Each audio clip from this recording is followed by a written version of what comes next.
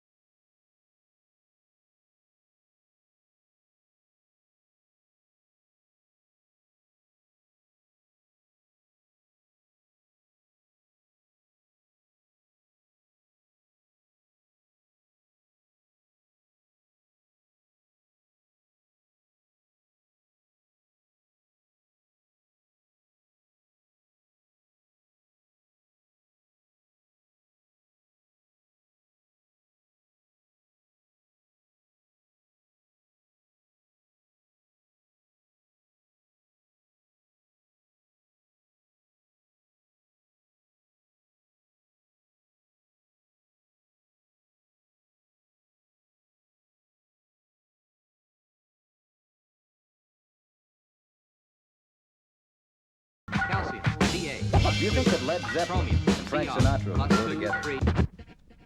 Edit. No.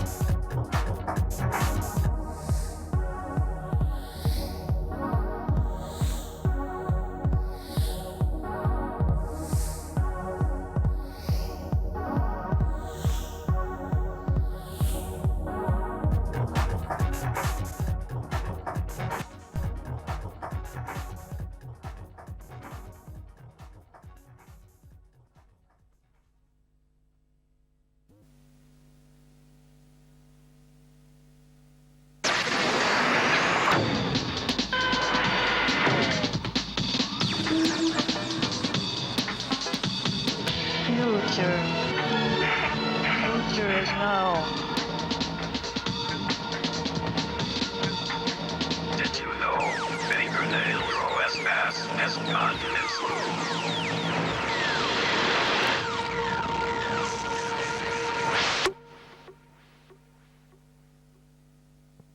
Devinette à l'intention de tous les amateurs de musique techno. Quel est le site internet consacré à la culture cyber à consulter de toute urgence? Réponse: Nirvanet. Riche d'1 millier de pages, créé en 6 mois avec très peu de moyens, Nirvanet est devenu en 2 ans un site de référence mondialement reconnu. Moi, j'écrivais sur la musique dans des magazines comme Libération ou Actuel. J'avais toujours cette frustration de devoir expliquer avec des mots et des tas de mots, que j'essayais d'être le plus convaincant possible, pourquoi il fallait découvrir une musique. Sur Nirvanet, sur Internet, mon problème est moins d'expliquer pourquoi il faut la faire découvrir, parce que je peux la faire écouter.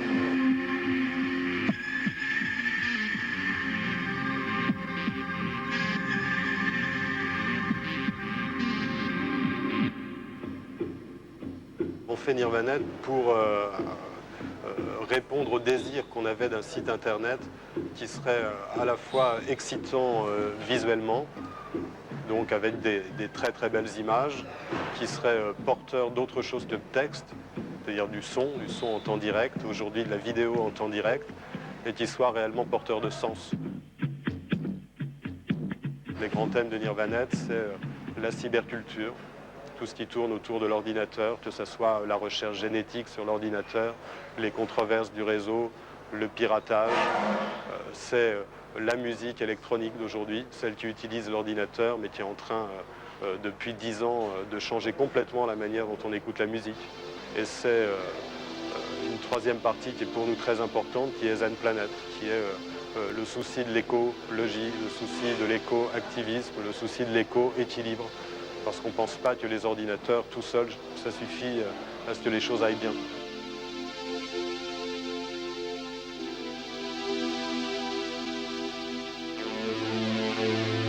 J'aime les fêtes, j'aime les concerts, j'aime les musiciens, j'aime les artistes, j'aime les endroits où les gens se retrouvent pour discuter. Et je ne voulais pas qu'on puisse dire que Nirvanet était un de ces sites dans lesquels les gens vont se réfugier pour pas ni affronter la vie, ni discuter avec les autres. D'habitude, ce sont les lieux réels, cybercafés, entreprises, institutions, qui veulent avoir leur site internet. Mais pour la première fois, c'est l'inverse qui s'est produit. Un lieu virtuel, le site internet Nirvanet, a donné naissance à un lieu réel, le cyberthéâtre, un des premiers complexes multimédia ouverts en mai 1997 à Bruxelles. La réalité, c'est que 97% des gens de cette planète n'ont pas accès du tout à Internet. Ça, c'est la réalité. Donc ces gens-là, il faut les toucher d'une manière ou d'une autre. Donc nous, notre démarche, ça a été plutôt de mettre Nirvanet avec le cyberthéâtre au cœur d'une ville, ouvert sur la rue, dans un endroit totalement ouvert. Il n'y a pas de droit d'entrée ici. On ne demande pas aux gens s'ils sont informaticiens, s'ils connaissent Internet. On peut venir dans un cyberthéâtre pour boire un café. On peut essayer Internet pour la première fois de sa vie. C'est sans aucune difficulté. On peut discuter avec d'autres gens. Et pour nous, ça, c'était une chose absolument essentielle.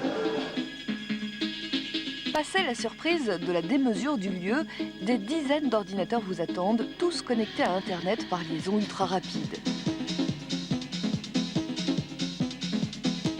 De plus, chaque utilisateur dispose gratuitement d'un espace mémoire pour créer sa page personnelle sur le web. On n'a pas de connexion Internet à la maison, justement, avant d'être connecté et de se perdre comme ça, on se dit on va d'abord aller voir comment ça marche. J'ai fait des adresses sur papier et je suis venu surfer, quoi. Mon ordinateur à la maison est cassé, donc j'ai trouvé ici comme substitut pour venir lire mon mail et tout ça.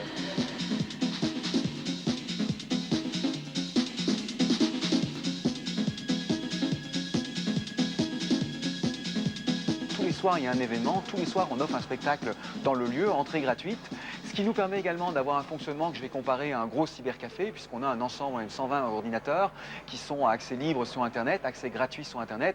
Je dirais la comparaison que je ferai, c'est que quand on va dans un café, dans un restaurant, on ne paye pas l'électricité. Nous, on considère que l'Internet fait partie des services utilitaires de demain et que donc on veut favoriser leur compréhension vis-à-vis d'un public le plus vaste possible, d'où l'accès gratuit. On nous demande de boire des bières chaque demi-heure et là, gratuit, on peut surfer sur le net. Donc, c'est idéal. Tout le monde ne possède pas une machine à la maison et je trouve que mettre ça, disons, à usage des gens qui possèdent une machine ou non, me paraît être une idée démocratique très intéressante. Studio de création avant tout, le cyberthéâtre propose une programmation hebdomadaire. Des concerts de musique, comme ce soir-là, du cinéma cyber, occasion de redécouvrir les grands classiques sonorisés en direct par un DJ, des visioconférences et chaque fin de semaine, on danse sur de la musique techno bien entendu. Enfin le dimanche, on Nirva brunch, le tout sans jamais s'arrêter de surfer.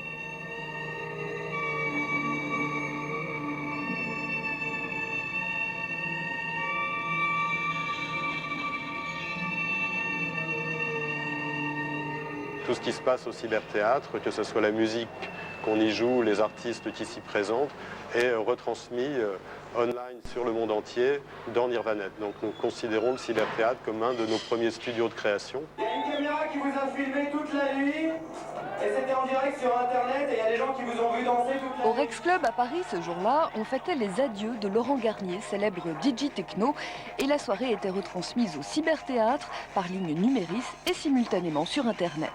Cette prouesse technologique, le cyberthéâtre est capable de l'assurer en permanence grâce à une batterie de gros ordinateurs installés dans la régie centrale. C'est ici que sont traitées toutes les informations qui vont partir vers l'extérieur, mais aussi les informations qu'on reçoit. Par exemple, si on a un spectacle là ce soir dans le théâtre, on a la possibilité de le retransmettre dans le monde entier en vidéo et en audio. Alors ça c'est très important. On peut avoir par exemple sur cette machine jusqu'à 1000 personnes qui se connectent en même temps et qui peuvent suivre à distance le spectacle. Chaque machine ici a environ entre 5 et 20 fois la puissance d'un ordinateur domestique.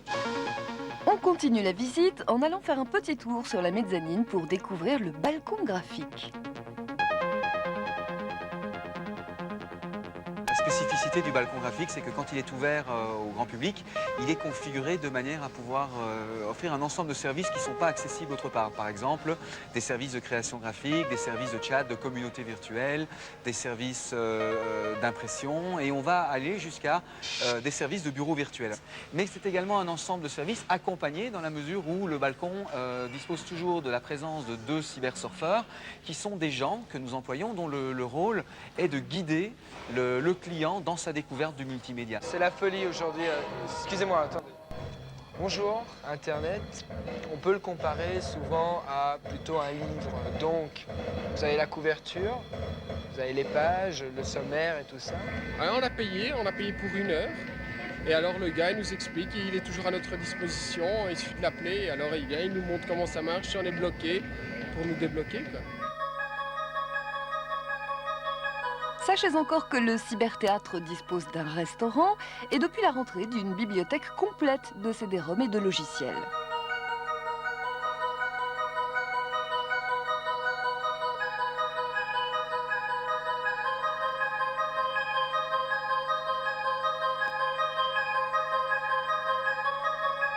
Ah tiens, mais au fait, combien ça coûte un projet pareil à réaliser?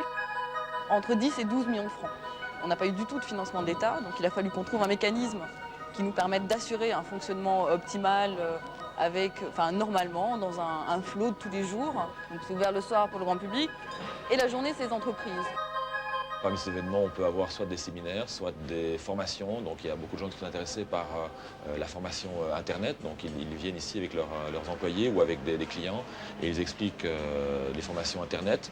D'ailleurs, petite parenthèse, on fait des formations spectaculaires, c'est-à-dire qu'à partir d'un certain nombre de personnes, on crée un spectacle avec des comédiens qui expliquent comment fonctionne Internet, ce qui donne évidemment une façon beaucoup plus ludique et plus agréable pour apprendre la technologie Internet. The music was new black polished chrome and came over the summer like liquid night.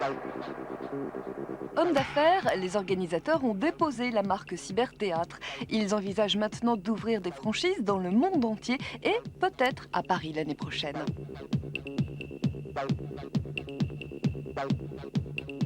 Il est clair qu'une fois qu'on aura un cyberthéâtre dans diverses grandes villes du monde, vous pensez à toutes les grandes capitales, l'intérêt sera de pouvoir produire des événements cyber de plus en plus sophistiqués avec des concerts en distribué où un musicien à Tokyo pourrait jouer un concert avec un pianiste à Paris, un bassiste à Los Angeles ou faire des concerts techno où les différentes pistes seraient exécutées depuis différentes capitales, faire des choses en visio, faire de la multipoint, se permettre à des Japonais de se rencontrer au travers du réseau du cyberthéâtre avec par exemple des Parisiens ou des Bruxellois. C'est l'avenir, même cher. Et toi, qu'est-ce que tu penses? Oui, hein, c'est l'avenir, non? Ouais. Et puis tu peux aller sur Disneyland, non? Ouais.